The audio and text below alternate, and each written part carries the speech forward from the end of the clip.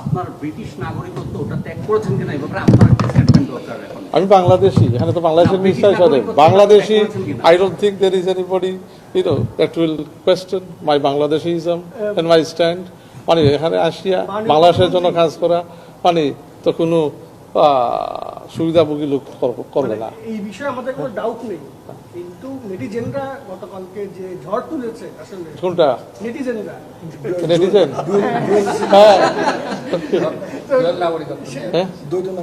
নেটিজেনরা কোথায়?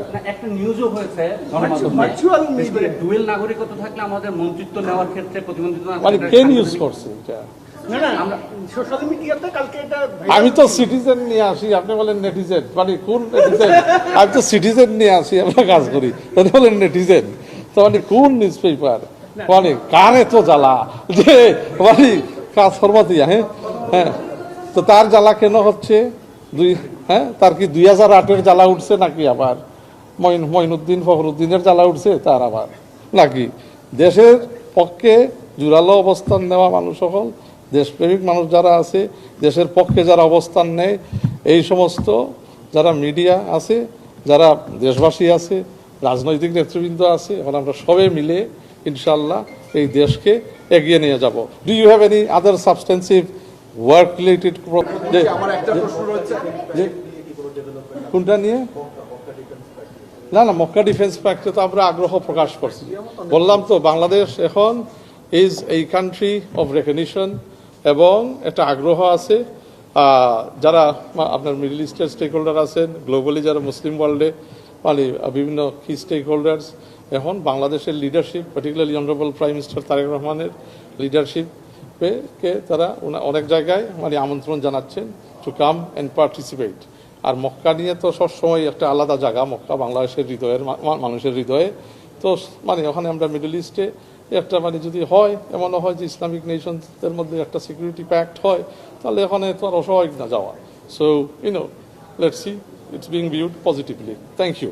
না, প্রথম কার্য দিবস কাজের তো প্রথম দিন না, কাজের হচ্ছে কন্টিনিউটি, নতুন দায়িত্ব অ্যাসাইনমেন্ট মাননীয় প্রধানমন্ত্রী দিয়েছেন, এবং মানে ইউ হ্যাভ টু হিট দি বল, মানে গ্রাউন্ড রানিং যেটা বলে আর কি। গ্রাউন্ড রানিং কি, আমরা তো আসলে continuity.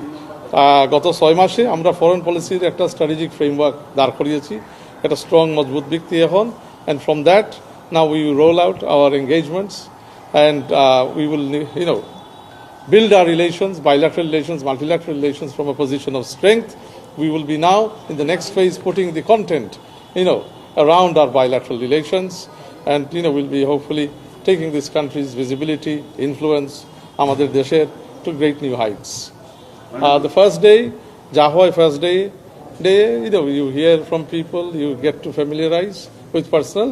Of course, in my role as advisor to the Prime Minister on Foreign Affairs, I am familiar with most of the senior officials in the ministry, and I've been working with them for the last 6 months. So it is not a new place as such for me. The assignment is new, but it is an assignment that is an extension of further work in the sphere that I've already been working in.